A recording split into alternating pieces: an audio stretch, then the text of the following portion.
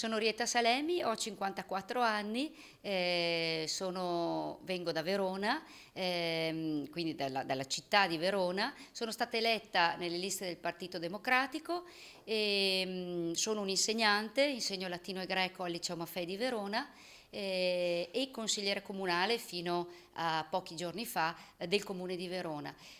Sono stata vicepresidente del Consiglio del Comune di Verona e ho lavorato soprattutto nelle commissioni cultura, politiche sociali, politiche giovanili e turismo.